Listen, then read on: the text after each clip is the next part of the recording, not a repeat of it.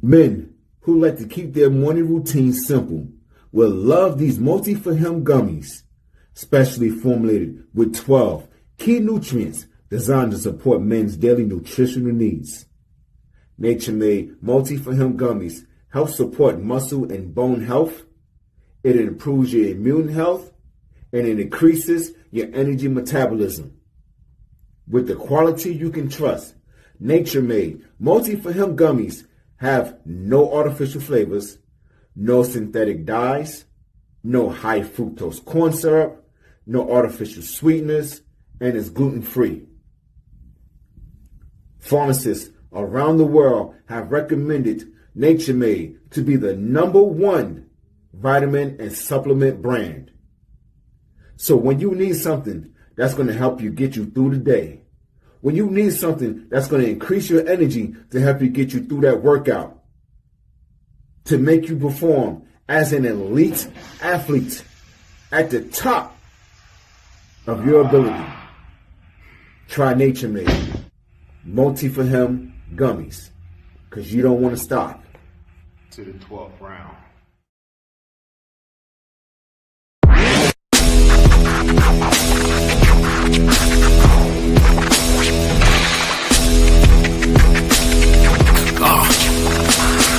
Hey yo, welcome to the Terror Dome. You should be heading home, cause you could bring all of your ninjas in the Technodrome. I rip right through your flesh and bone and mental capacity. Flood your mind with atrocities and copious tragedies. This dark Sabbath is a lesson in street. The whole church of the ghetto feel the words when I preach. Amen. Let the Lord say a prayer so they don't end up in front of someone banging their trigger. Living life like a war pig. Fuck the law, I'm getting mine. Let the others figure what the cost is. Purchasing the fortress on gorgeous acres enormous. Car park full of foreigners and women just waiting on us. We living the dream. Y'all living like hell is earthbound. We are not the same. You've been a lame since first, pal. I don't feel sorry. I recommend they go dirt bound. Doggy dog world, and you've been looking like Chuck Brown.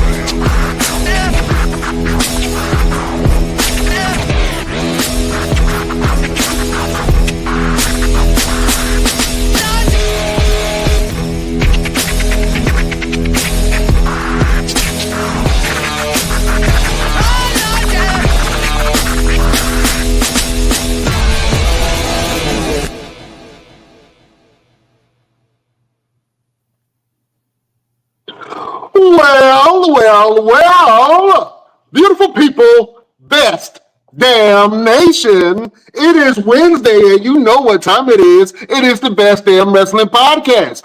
My name is Brian Renegade, and with me, I have the best damn crew. First of all, if you see this man in a dark alley, run. He will beat you up in front of your wife and or girlfriend and throw your ass in the trash can. He is the green-eyed bandit.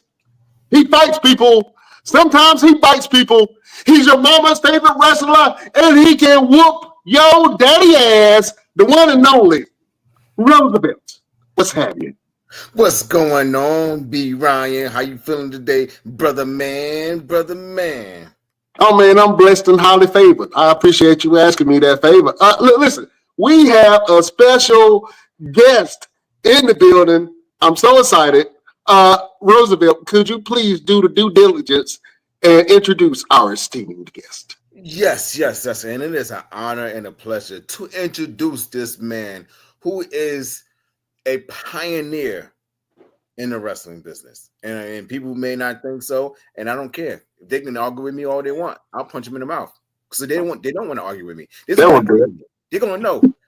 They don't have to argue with me. They don't have to disagree, because once they see the work that this man has done, once they see and get to know the people that he have put into positions that they're in now, they would understand how special this man is. Ladies and gentlemen, I want to just introduce to you Mr. Mike Quackenbush. What's going on, boss man?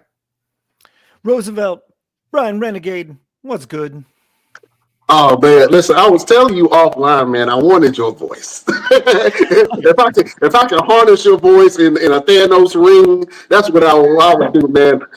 You have one of the best voices in media, man, and I see that you do a lot of stuff, man. I'm gonna go ahead and fire off the first question, man. How long did it take you to get that media voice? Well, I'll tell you the secret origin story of it. So as a kid, I had a terrible speech impediment. People could not understand me when I spoke. So in elementary school, I took about 6 years of speech therapy. I couldn't pronounce D or TH or R. So it was almost impossible to understand what was coming out of my mouth as a child. So sometimes people say to me, oh, your voice, it almost sounds like an act. And you know what? Like in a certain manner of speaking, that's correct because I had to be trained to speak correctly. So my speech therapist might be very proud of the finished result, but there are definitely people who are like, oh man, you've got like an AI voice. And I'm like, all right, my parents paid a lot of money for those lessons. That did not come cheap. Absolutely, man. Well, it's a blessing to have you on this show, man, and Happy New Year's to you. Have you already started working on your New Year's resolutions? Oh, man. So a little bit. I'm really big on goal setting, and I'll tell you just a little of my personal process, and it might be identical to yours, or maybe it's a little different, but I always try and set 2 goals, one that can be accomplished within 90 days, so that the momentum from that gets me to the long-term goal. So I feel good if I can nail the short-term goal, and I don't always nail it, but I try to harness that momentum to get me going toward a long-term goal. And like, I just repeat that cycle over and over and over again, because I have found if I don't have any goals that I'm working toward, I think I start to stagnate. I think I become kind of complacent. What's it like for you guys? Do you guys have something similar? I myself do not. I just have a lifelong aspirations. Like I don't have a resolution every year. I just know there's things that needs to be done, and I'm gonna go put my force and my power into making it happen. So I don't really have like resolutions every year, but I'm always like, my family needs to make sure. I need to make sure my family's together. I need to make sure my career is on point. I need to make sure I'm going in the right direction and right path for what I need to do to satisfy my maker as well as my family. So that's my aspect. Yeah, man. I'm a creator, and I'm a creative. So I love anything that I can do that's creative. So my mind is always constantly going. I always constantly have projects that I want to work on. But it really depends on where I'm at in the stage of my life, because I realize that, when I have a prayer life, I don't want to get too religious, but I realize that I can be a very powerful manifester if I put my mind to it. And so sometimes creating those goals, like you say, definitely help along with that process. If I set a goal and like, within this amount of time, I want to be able to do this. Sometimes you hit it, sometimes, it may take a little bit longer, but once you get in that mode of just doing, then, the laws of nature kind of help you in that sense. So I'm kind of like you. I like to set goals and then try to work towards them. But, being a creative, I have a lot of stuff that I want to do at the same time. So. Right. And I think a lot of people underestimate that they do what we do, right? They are creative pros. I think if any part of your life is converting your creativity into value for other people, you are a creative pro.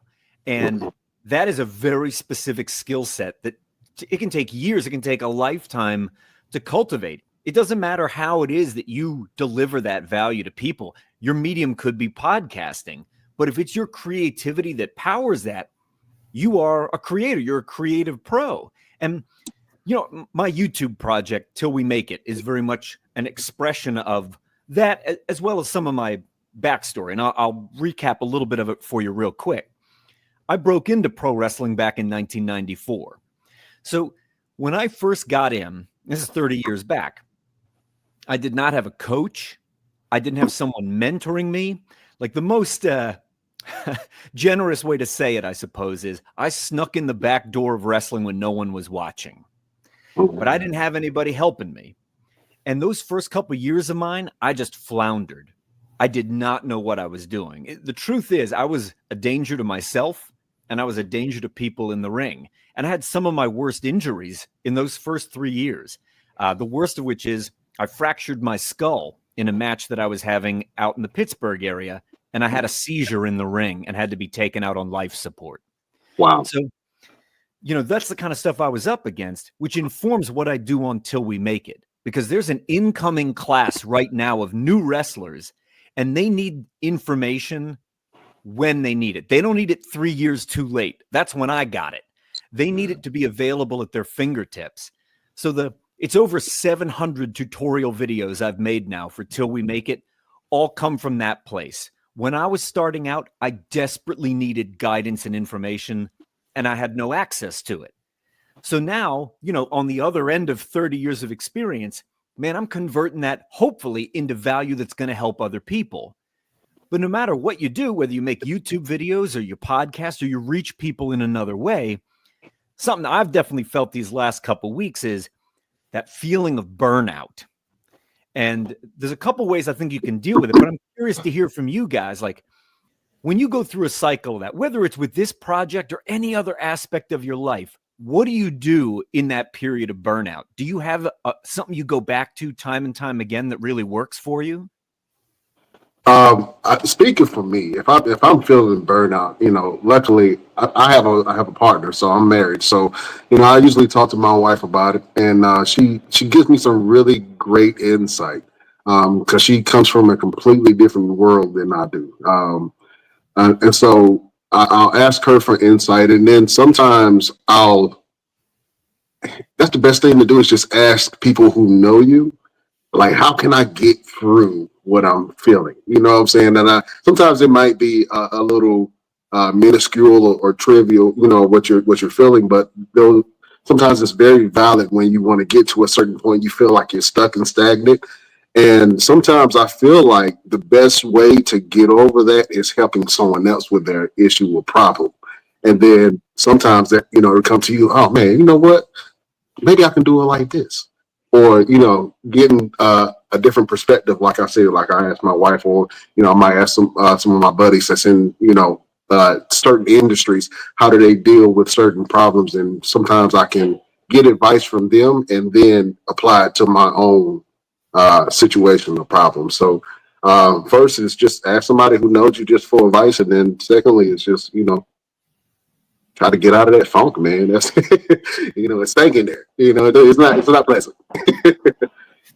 And then for me, I found that with professional wrestling, like I find that there's people who watch me so much that they get inspired by the things that I do or things that I say that I don't even notice until they actually come up to me and say, hey, man, you have no idea how much you've changed my life. You have no idea how much you've inspired me to keep going and keep doing this. Or someone may come up to me and I just look at them and say, hey, man, I'm proud of you. And like, you have no idea how much that means to me. Like, da-da-da. And then I have that man down there. That man down there will sometimes out of nowhere just reach out to me and be like, hey, man, this and this and this and this. And not even know what I might be going through. He just means, throw a word of encouragement to me. And I'm like, all right, cool. You know what? Let me keep pushing. And so I have, him to keep me pushed, to keep me motivated. And then I have people who actually come to me and say that I motivate them to make me move a little bit more further and push a little bit harder. Mm-hmm. I appreciate you saying that. You're trying to get a Christmas present this year. That's what that is. Absolutely. But actually, so what made you fall in love with professional wrestling in the first place? I guess there were two things that I saw, and they were maybe a year or two apart. So the first time I was really exposed to pro wrestling, it was because a kid in my neighborhood, his family would get the big four pay-per-views back when there were just the big four. You had the Royal Rumble, WrestleMania, SummerSlam, Survivor Series. And I grew up in Pennsylvania. So up here, we weren't getting the NWA on TV. It took a little while when cable came in before we got any of the Turner stations to see WCW. All we had was WWF. And I had taken a quick glimpse at one of these get-togethers they had, mostly because of the promise of free pizza. And I went there for my slice of free pizza, And what was on the screen at the time was Hulk Hogan against the Ultimate Warrior from Toronto. And this was not to my taste. And I know for a lot of people, this is like an indisputable classic, and it holds a special place for them because it's right in that nostalgia sweet spot for their wrestling fandom. Mm-hmm. But I watched about the first 4 minutes of that, and I was bored to tears. So I took another slice of pepperoni, and I dipped. So a little bit later, I happened to catch an episode of WCW when we got cable. And there was a guy coming to the ring. He had a red mask with crazy horns and a big silver cape. And he got in the ring, and he was doing flips. He dove out of the ring. He was like an acrobat. He looked like a superhero. And that was Jushin Liger. And after I saw Jushin Liger, I thought, is this what wrestling is? Because I'm really into this. That other stuff I saw, not so much. But this, man, this is pretty cool. But I never thought to myself, well, this is something I could try and do. Until May of 1993. And there was a night on Monday Night Raw where the 1-2-3 Kid upset Razor Ramon. Mm-hmm. And the 1-2-3 Kid, I felt like, looked more like me than any wrestler I'd ever seen. You know, if I think back to who some of the big names were in that same era, I mean, I've never looked like the British Bulldog. I've never had the build of the Barbarian. I don't look like those dudes. But the 1-2-3 Kid, he gave me permission to dream a little bit bigger. He said, kid, you could do this. And it wasn't until many years later when I got to meet him in person, I got to tell him that story. The reason I'm standing here today is because you gave me permission to dream bigger.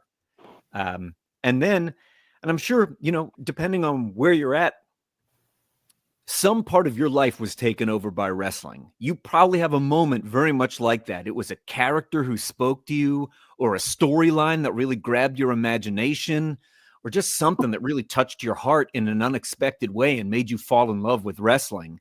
And, you know, there's this old adage I'm sure you've heard. They say you should never meet your heroes. They're doomed to disappoint you. Mm-hmm. Well, I got to meet and wrestle with Jushin Liger. I got to meet the 1-2-3 Kid and tell him my story. And I'm here to tell you, I don't buy into that at all, because I've met just about all my heroes, and they were pretty awesome. That's amazing. We got a question, but it actually segues into my next question. So I'm going to ask their question first. From Matthew Rodriguez on YouTube says, hey, Mike, I have questions for you. If Chikara was alive in 2024 and everything was normal, no COVID or etc., what wrestlers from WWE or AEW that never stepped foot in Chikara would you get? Wow, that is a good question. You know, right now, AEW has been showcasing a lot of the most incredible CMLL luchadors. And seeing them being exposed to the U.S. market finally, when for many years they've been the cutting-edge high flyers on earth. That's very inspiring to me. And, I mean, it's easy to lump Lucha Libre in with high flying, but that's not entirely accurate. Excuse me. Mat guys down there, like Hechicero, they have tremendous mat guys as well. So when I see those luchadors coming up and breaking through in a big way in the U.S., part of me is a little jealous, because that used to be the exact space Chikara occupied in the wrestling scene.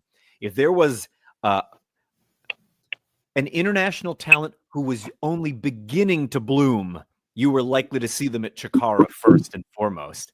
And I'm excited because so much of the AEW roster are people that I've trained or came out of my program. So I'm excited to see when they get to mix it up with them. That's really cool. It makes me feel a little bit like a proud papa, you know? Absolutely. And I've actually met you at a Chikara tryout years ago. Hakup Hammermeyer actually brought me in for a tryout. Yeah, this tells you how long ago that was. So, you know, we've actually had an opportunity to exchange, you know, words and things like that. The next question is, one female wrestler that Chikara needed was timeless. Toni Storm. Mike, were you interested on bringing Toni Storm back in 2010, 2017, or 2018? Yeah, absolutely. That would have been such a perfect fit, and especially the timeless character that she has done, right? She's mixed it up a little bit very recently. But that timeless character she was doing for a while would have really been a perfect fit with our aesthetic. We were never afraid to go a little weird, a little wacky, and to try and kind of push the boundaries out of what wrestling could be. It is eerie to me almost to kind of hear that echoed in the cold open to the first Monday Night Raw that was on Netflix, where they're really starting to kind of own what pro wrestling is. They're not trying to hide it anymore.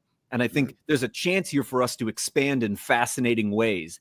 And not all of them are going to be right for everybody. You know, as wrestling evolves and morphs and changes, there's going to be people, I think, in this Netflix era of WWE, just as one example, who are going to say, you know, this isn't for me anymore. And I just kind of want to remind anybody who's ever felt that way about wrestling, there are so many delicious flavors of wrestling waiting for you to discover.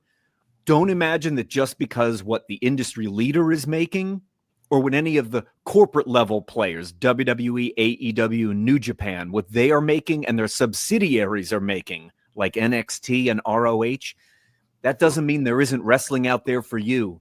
If the wrestling you're watching, it makes you mad, right, or it leaves you feeling despondent or disillusioned, I'd go try another flavor. Not everybody needs to keep scooping out of the vanilla barrel at Baskin Robbins. Guys, there's other flavors to try. Absolutely. You just made me hungry. Let's talk about your evolution real quick, because I have this picture. I started digging a little bit on your social media, but I saw this picture, man, of when you first started to now. Can you talk about your evolution as a wrestler from this picture in 1994? You look like a very innocent yet mischievous kid. You know what I mean? That's pretty spot on. And your transition to now, man, can you talk about your growth, your personal growth as a wrestler? Absolutely.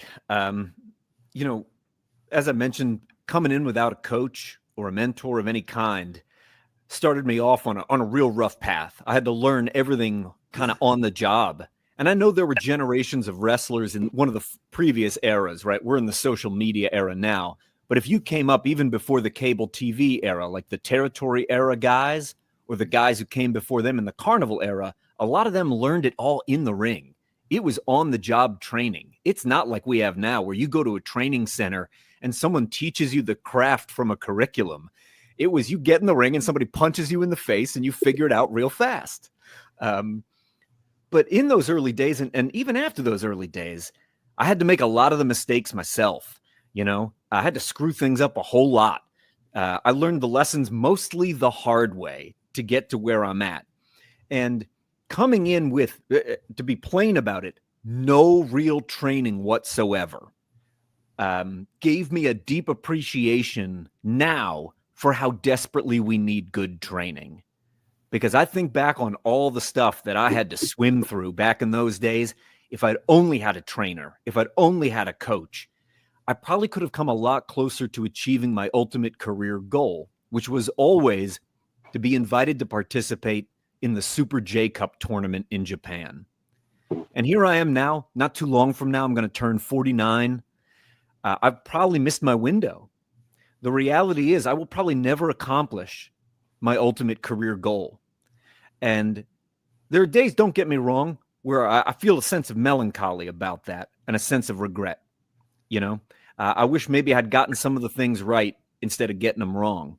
But that's also what adds fuel to the fire when I make Till We Make It videos, because I know there's a kid out there right now who's got a real fighting chance of getting to whatever his or her version of the Super J Cup is. And I want them to have the tools they need to get there. And that's how I ended up where I am now. Yeah, man. You've trained, I think, thousands of students, man, through your program. What are some things that you've learned by teaching this next generation of wrestlers?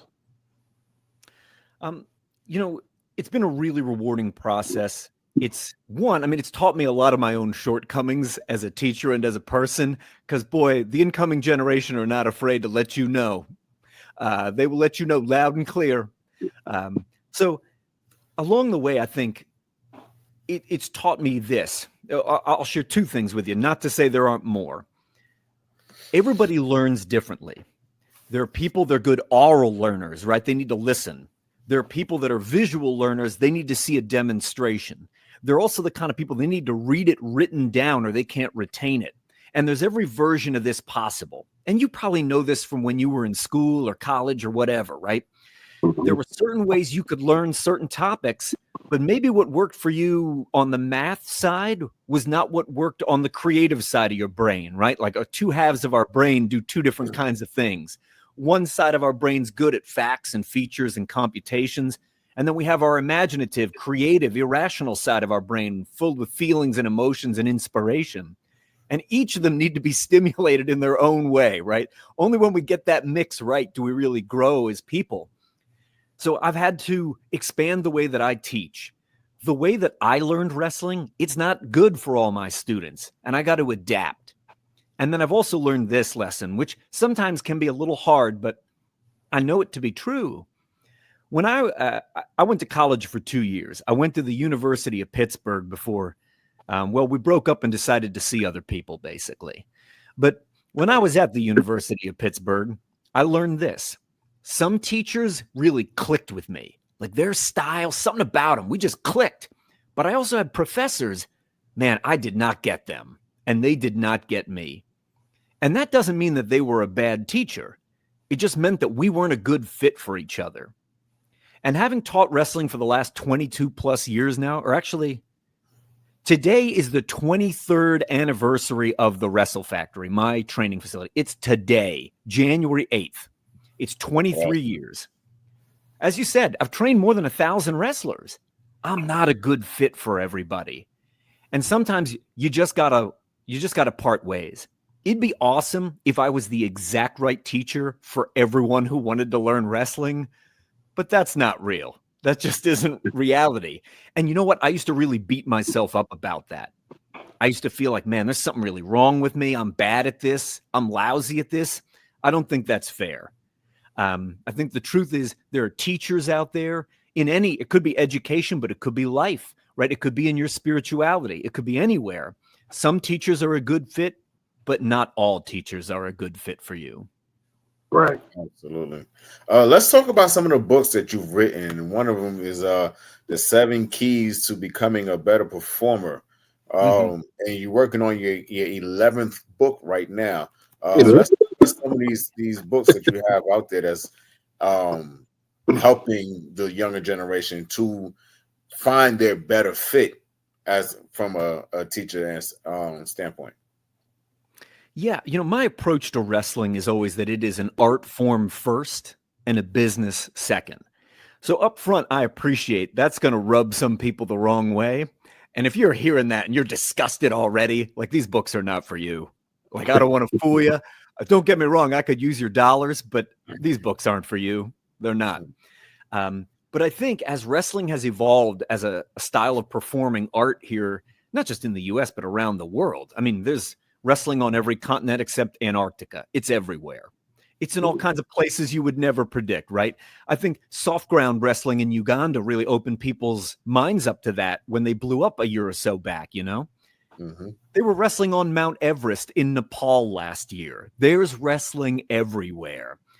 And I look at it as an art form first. And how do we approach it from, are we satisfying the paying customers? And 7 Keys to Becoming a Better Performer was kind of my first attack at it from specifically that angle. Its follow-up, Toolbox, Building Better Pro Wrestling, is not only about the structure of your matches, but it's about the structure of wrestling promotions and how to structure your life as a performing pro so that you're healthy, so that you're taking care of yourself. Because there definitely, when I was coming up in wrestling, that was not a topic that was cool to talk about. Wrestling was for tough guys who had no problems or not any problems they couldn't solve with their fists. And I think, unfortunately, when I look back on the previous generations, the guys who blazed a trail so that one day I could be in the ring, I think a lot of them have just a world of issues left to unpack from years of living an unhealthy lifestyle. And Yeah, I mean physically, but I also mean the mental side of things, right? We never addressed our psychological or emotional health wrestling in the 90s. There just wasn't room for it back then.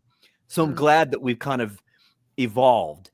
The book I'm working on now, tentatively called Your Best Match Ever, is a framework where I really want people to understand what are the pieces underneath the performance have to accomplish if you want to take the audience on a ride that's going to satisfy them, so that at the end, it gets you the kind of ovations you've always dreamed about. Why are those underlying bones, or another way we could say that is, why is that skeletal structure so essential to performing pro wrestling? Because I do think that was one of the pieces it took me the longest to understand when I was coming up. And if you've ever seen some of my various early matches, like in that photo you showed, Renegade, where I looked like the innocent but mischievous kid, they're just piles of moves that make no sense. You might as well have been watching a video game on a Sega Dreamcast. It was just a pile of moves from the 90s that didn't go anywhere. They didn't build to a catharsis. It didn't resolve in a way that paid off so the audience could appreciate it. And getting those underlying pieces correct, that is the secret sauce of wrestling. Oh, man. Well, can we watch a clip real quick if you getting some things correct, man? Because you flow like water in the ring. And I haven't seen too many people that have the fluidity that you have. And like you do have almost I want to say a luchador style, a little bit.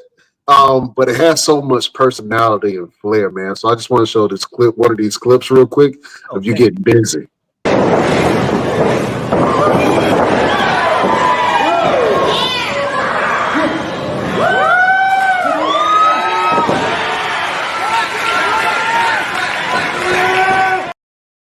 You flipped the grown man over with your foot.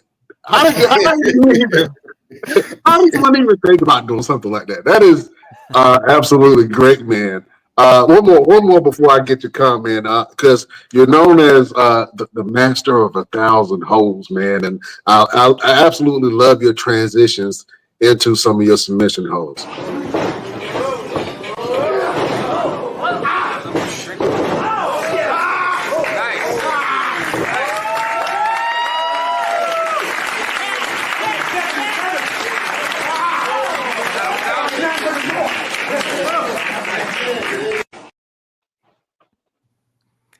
Well, I think you can see it there. Believe it or not, I spent about 8 years training with a Mexican luchador who wrestles under a mask as Skida.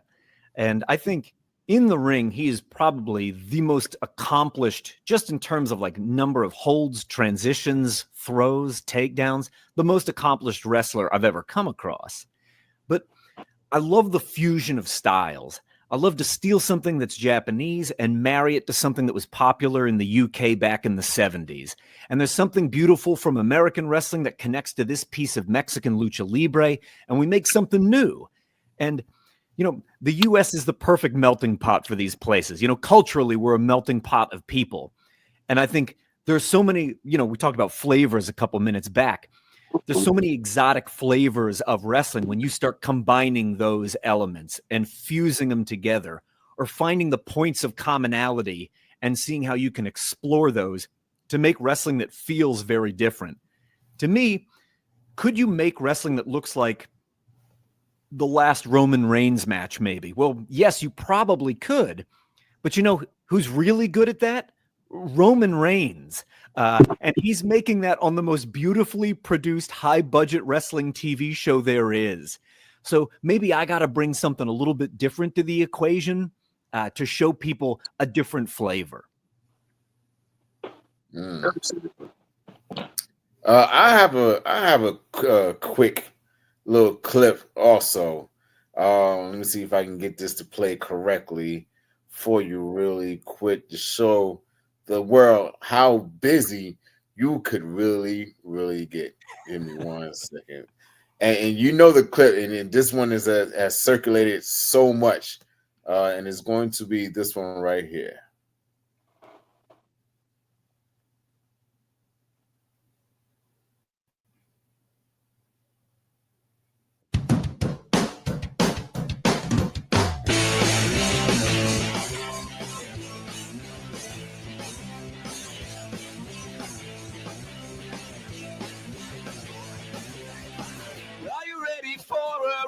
right. Are you ready to get the dust into your eyes? How can I make you strong? How can I break this rusty song? So come and join the race. And let's get out, get moving. Be a monkey in the end. With a flashlight, and I know it's right. Are you ready to take a ride? Yeah.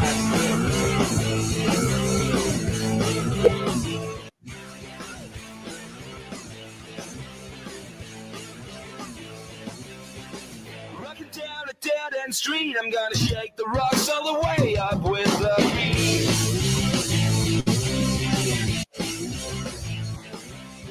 So come on, join the race. We're gonna taste the speed of life, get closer, yeah. So let's get out, get moving. Be a monkey in the end. With a flashlight, and I know it's right. Let's run into the night. Let's get out, get moving. Oh man.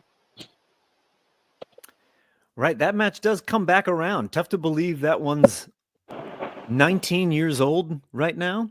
And yeah, you know, barely 6 months goes by. It's usually the very finish of that. Usually like maybe the last, I don't know, 45 or 60 seconds of that match, which on YouTube, I think it's been watched a couple million times now. It amazes me that people still go back to that after all this time. Because a lot of really good wrestling sure has been made in the last 19 years. I don't know what you need to go back to see that one for, but I do think part of good art doesn't die. You know what I'm saying? Yeah, great performance, a great performance, man. And some of the moves that you were doing, then I was like, oh man, I don't know. Do you stretch in the morning when you wake up? How do you do some of the things that you were able to do? Like, how long did it take you to feel confident enough to do some of the creative moves that you started doing? You know, part of the beauty of it, at least thinking about that clip that we just watched parts of there, you know, that's arguably my most famous protege, Claudio Castagnoli, right? He was Cesaro for 11 years in the WWE. Having a guy like that who was so competent as a base underneath my flying really gave me the confidence to try things that with a smaller opponent who maybe could not catch, you know, my 175 pounds coming flipping at you from any old direction. And over time, you know, we just kind of built a confidence in each other that if he needed me to be somewhere, I could get my body there. And if I had to catch or rely on him to catch me and not kill me, he would be there. That trust takes time to build. And I often refer to him as my wrestling simpatico. I can't think of someone else like him where I often felt like we did not have to follow the notes that were exactly on the page. If we wanted to play a little jazz while we were out there, we could improvise. Even though, you know, thinking about that match that you just showed there, Roosevelt, there was no margin for error. Some of those things were so incredibly risky that if we were just the tiniest bit off, I would have just been, you know, dropped on my head or whatever. So yeah, we had something very unique. And I think back, you know, if we had maybe 50 or 70 matches, whatever it was, how very fortunate I was to share the ring with him, not only when, you know, I first met him in a warehouse in Zurich, Switzerland. This is long before I convinced him to move to the U.S. and train with me. Every chance I had to share the ring with him really was something very special. And I feel fortunate that I have a lot of students I feel that way about. Hold up. Go back to what did you just say a few minutes ago? You convinced Cesaro to move from Switzerland to go to the United States to train with you? That's right. So he left Switzerland to move here to train at my Wrestle Factory. So he had come over once prior to visit the U.S. with his then tag team partner, and they were in an early tag team tournament that I promoted. But then through repeated trips over to Europe, specifically to Switzerland and Germany, we just kind of kept working on him. Myself and Chris Hero, we kept working on him until eventually he applied for the green card. He did get selected, and then he moved here to Pennsylvania to train with me full time. And I still go out to lunch on that one. People often ask, like, really, you trained that guy? I was like, yeah, and I'm pretty proud of him. Yeah, you ought to ask him for like an Amazon gift card for all your hard work. You know what I'm saying? That's awesome. Well, you just dropped, Cesaro's name, man. Who were some other people who trained with you or trained at your school that the fans might know? Sure. So some of the people that I've trained either in part or in whole would be Eddie Kingston, Orange Cassidy, Alexa Bliss, Malachi Black, Drew Gulak, referee Bryce Remsburg. Last year, Lady Frost signed with AEW, and a bunch of others that you probably know. And then a whole bunch that, just the way it kind of works, only a handful are ever going to want to apply their trade up at the corporate level of wrestling. And then there's going to be several that they work only on the international circuit. And because the independent circuit, even here in the US, is so vast, easily there's more than 1,000 wrestlers I've trained that I would bet the majority of your audience they've never even heard of. That's just kind of the bell curve of it, I guess. Talk about real quick. Talk about the factor of independent wrestling and guys getting their name out there to a very higher level of fan base and bigger corporate levels. Like, what would it take for an independent wrestler to be able to move up the ranks and get their names out there a lot better?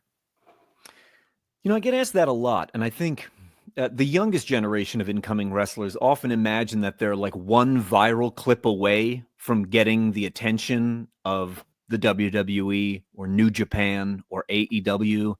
And I mean, maybe there's a limited value to that, but there certainly isn't the value I think people mistakenly assign to having your 15 seconds of fame when your animated GIF is the thing everyone's sharing on Monday morning. That's very ephemeral. It's fleeting. It's going to be worth, one morning of notoriety, and then it's gone. It's what you can do over the long term, not so much what you can accomplish in the short term. Are you having consistently great matches? Do you turn up and exude professionalism? What can you build for yourself over the long term that you are welcome in any country or any locker room anywhere out there? And, I've certainly seen setbacks in my own career. Like I alluded to, most of the mistakes, I had to make them myself. Those hard lessons, I needed to learn them personally. And when you are faced with a setback, and any long career, doesn't matter what your given vocation or avocation might be, there's always setbacks. Give yourself a bit of grace. Try to right wherever you went wrong. Learn from your mistakes, and then get back to work. That's it. Just keep putting in the work.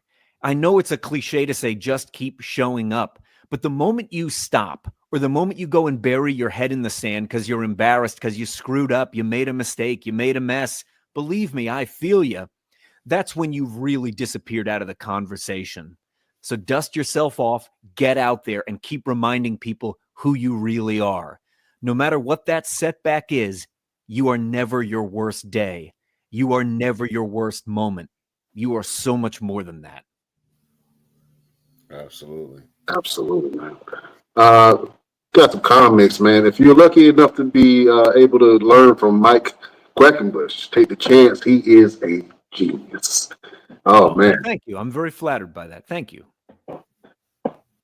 Make sure I send you that $5 Venmo. Thanks. Thanks for sending that in. that was one of the guys from School of Morton as well. So you're familiar with him.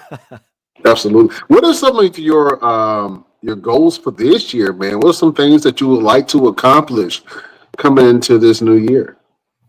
So as I finished last year, I taught 107 seminars, which was far and away my best year. And I got to teach all over the world, both in person, like I got to go to Argentina, Chile, Trinidad and Tobago. And I also got to teach virtually. I got to teach a school in the Philippines, a group down in Brazil.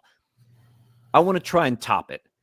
There are even more people out there that I can reach, that I can connect with, that I can share my experience with, so they can have the benefit of learning from everything I've learned.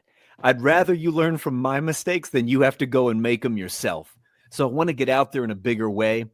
And I also just want to kind of like see more of the wrestling world that I was ignorant of. I had no idea there was wrestling in Hong Kong. I didn't have any clue there was wrestling in Ecuador. So exploring these corners where wrestling has sprouted and blossomed, but outside of the spotlight of the US, Mexico, and Japan, which we've always thought of as the traditional hotbeds for wrestling, man, that really intrigues me. And part of it is probably like, I grew up watching a lot of Where in the World is Carmen Sandiego? So, boys, I'm ready to get out there. Oh, man, we got another comment. Roosevelt, read this for me. Absolutely. Will you love to return to Spain and go to Lucha Libre Rebellion and do a seminar in Spain in 2025? Oh, well, yeah, Matthew, the answer to that is absolutely I would. So let's make sure you and I connect, because Europe is on my hit list, and that's coming together right now for early summer. A couple years back, I got to wrestle in Madrid.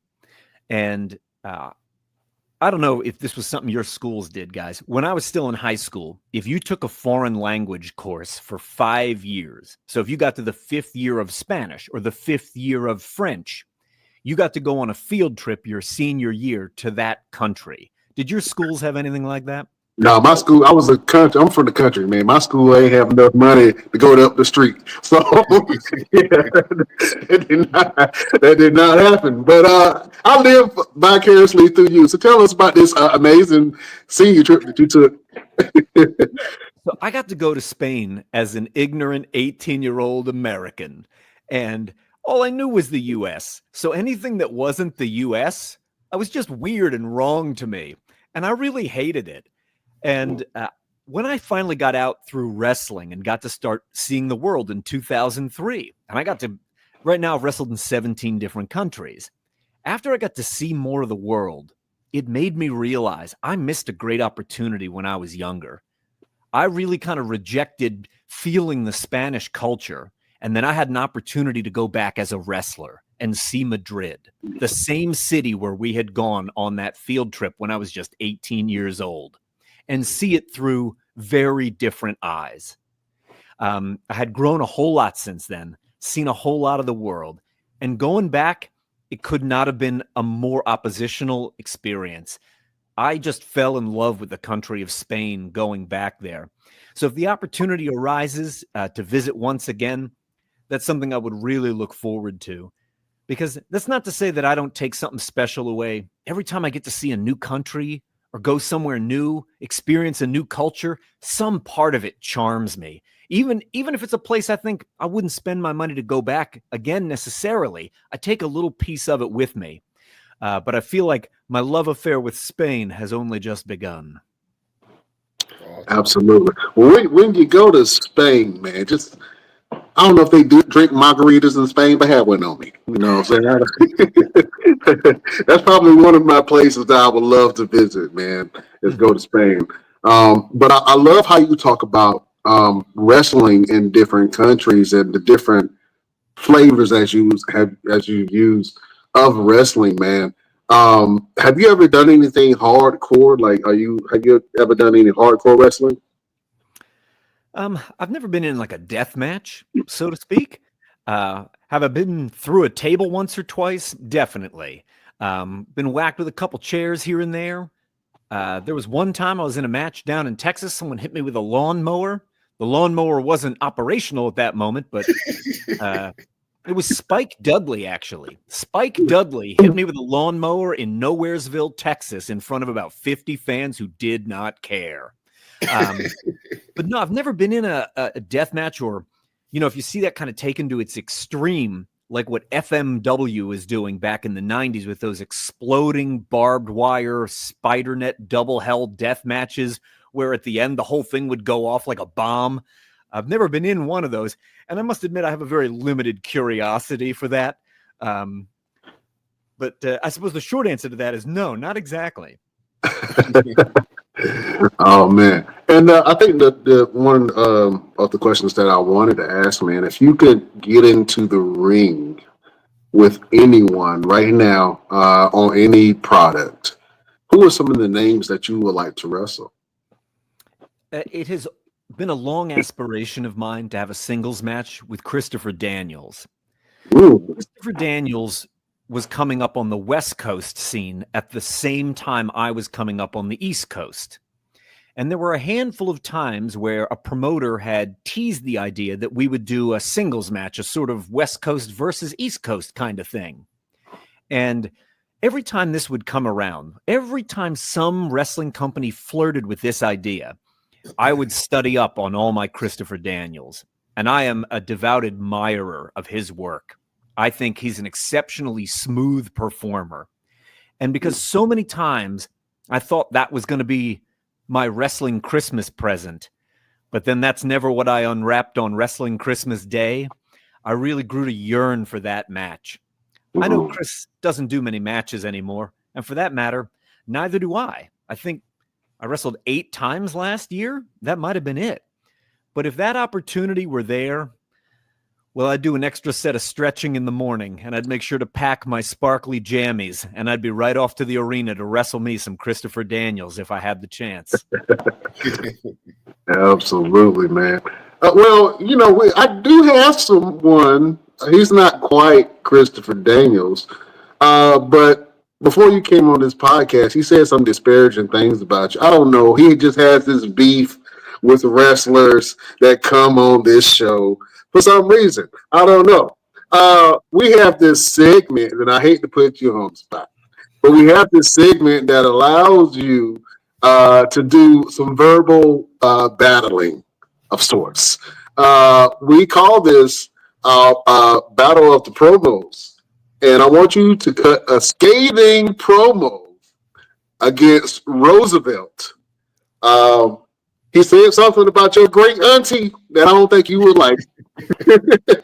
He said something about her toes. He said her toes throw up gang signs. Something like that. I don't know.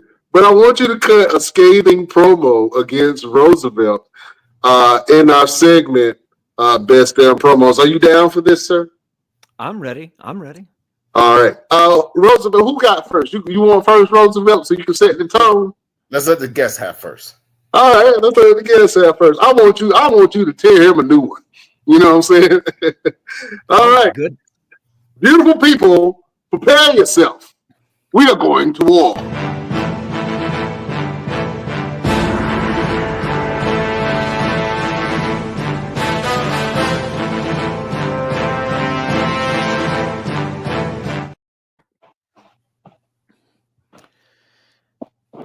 Roosevelt.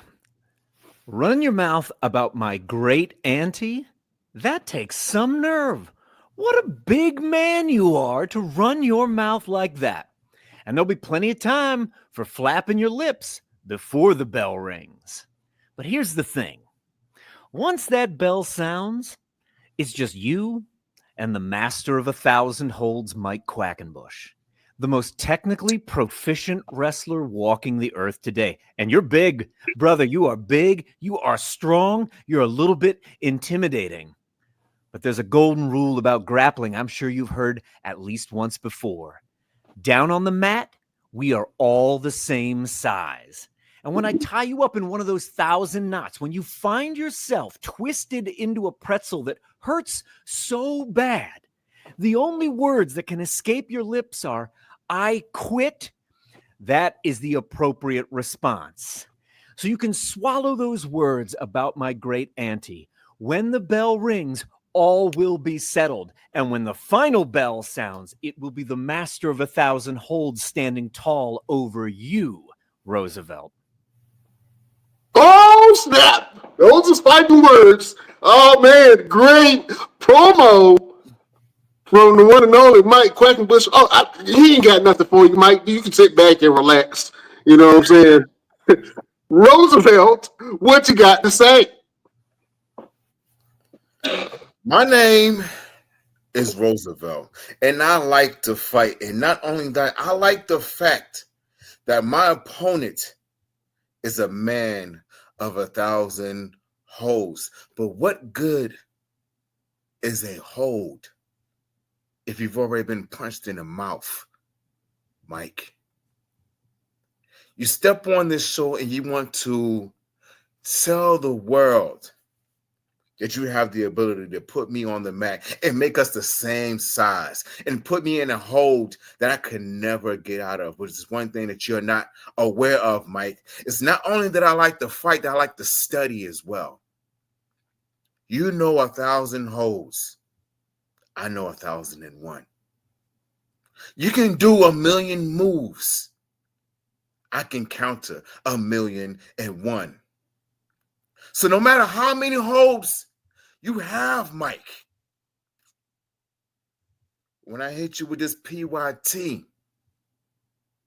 the only thing you're going to be holding is your jaw. When you wake up in the hospital next morning and you're looking at your family and you're asking them, what happened? Do me one big favor. Tell your auntie I said hi. Because my name is Roosevelt. And I like to fight. Hold up with the disrespect. Wait a minute. Somebody book it. Hell, we might book it this year. Oh man, I'm putting my money on the master of 1,000 hoes. I can see him choking your ass out right now. Just go sleep. Go sleep. Oh man, that was an honor to do that with you, Mike. Absolute honor. You have been an extreme pioneer of this wrestling business, and we got to give you your flowers. You know, you like you said, you put a lot of people in spectacular positions where they are today. If it had not been to you, they'd probably be still, I don't know, flipping burgers or something. Whatever it is that their mindset may have put, wherever their path may have took them, they probably wouldn't have gotten there if it had not been for you. So thank you so much for being on the show and doing everything that you've done for professional wrestling and guys like myself. Oh, well, thank you very much. I really appreciate that. Thank you. Oh man, listen, we like to do this segment at the end of each one of our shows called Final Word, and you have been dropping jewels this whole entire podcast. And I want people to go back and take a listen to some of the great things that you've said. But if you had to give a word of advice, some motivation to help people get through their week, something that's coming through you on your heart that you want to let the people know. Mike Quackenbush, do you have a final word for the beautiful people? I do.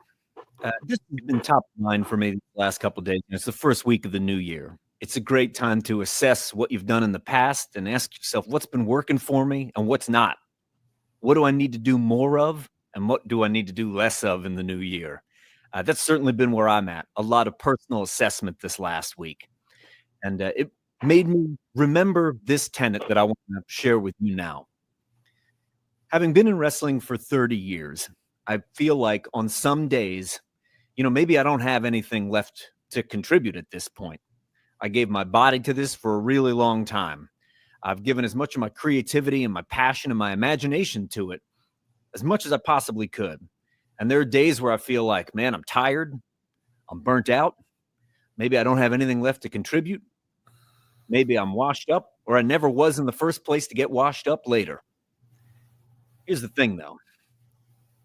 As long as you can find a way back to connect to the thing that you are passionate about, like we talked about at the beginning of this show, what's the thing that made you fall in love with wrestling? What's the thing that made you fall in love with the thing you're chasing right now in your life? Whether that goal feels like it's right around the corner, or maybe that goal feels like it's out there on the horizon, waiting for you to sail your ship toward it. Use that North Star and start navigating your way there, because Your best work is still out there waiting for you to discover. It doesn't matter how many greatest hits albums you've logged in the past.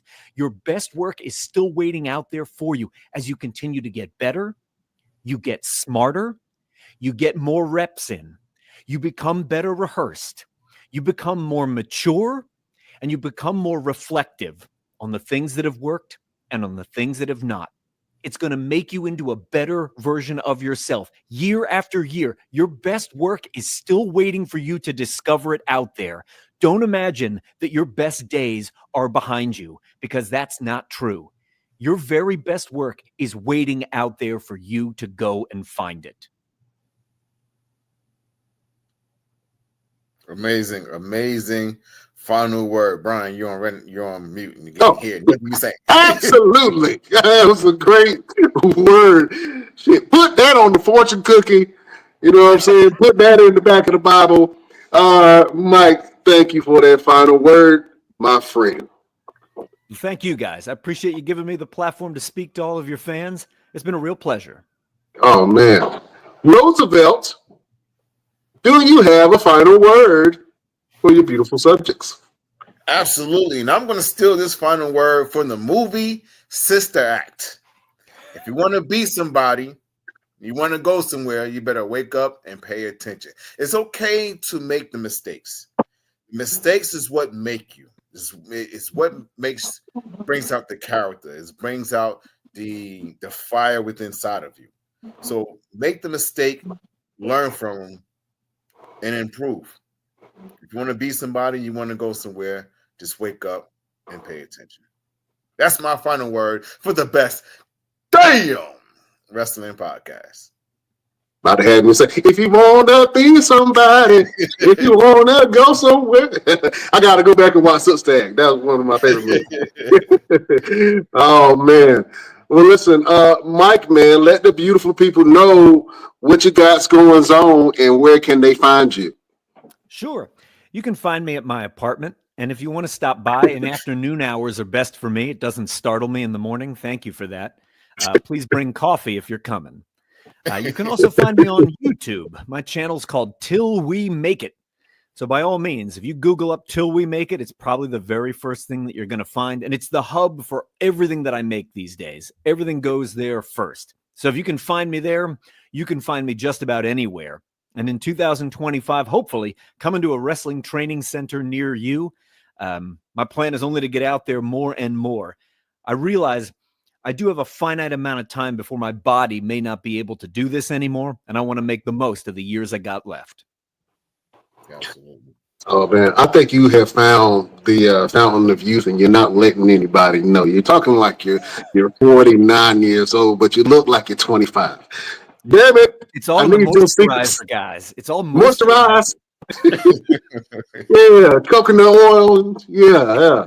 Good moisturizer.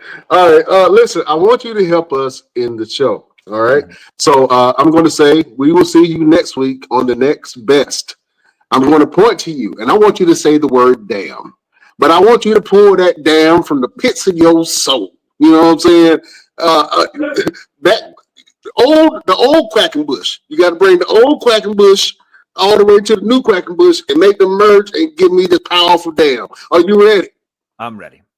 All right. Beautiful people, Best Damn Nation, we will see you next week on the next Best Damn Wrestling Podcast. That was a good one right there. Yeah. I'm going to be scared at night. I'm going to read the Bible before I go to sleep. That was one of them demons came up. One of them Quackenbush demons came out. Look, thank you, my friend. Listen, you are a gentleman and a scholar. Thank you for what you have contributed to the wrestling world. And we get to enjoy some of the people who you have brought up into this thing. You are an assassin in that ring, even though you saying that you on your way out. I don't believe it. I still believe you got some fight and some boots to asses need to happen this year. You know what I'm saying? Even if we got to break you down. And anything that you post, my friend, we will repost it and reshare it. and I would definitely be checking out all of your content after this, man. So thank you for being on here, and you are now a member of the Best Damn Crew. We appreciate you. Thanks, guys. I appreciate you having me on. It means a lot. All right. Anything for the crew? Roosevelt, you got anything for the group? Nope, I'm good, man. Let's go ahead and sign off. I'm getting ready to go put boots to asses myself. I got stunt training. All right. Beautiful people, we bid you adieu.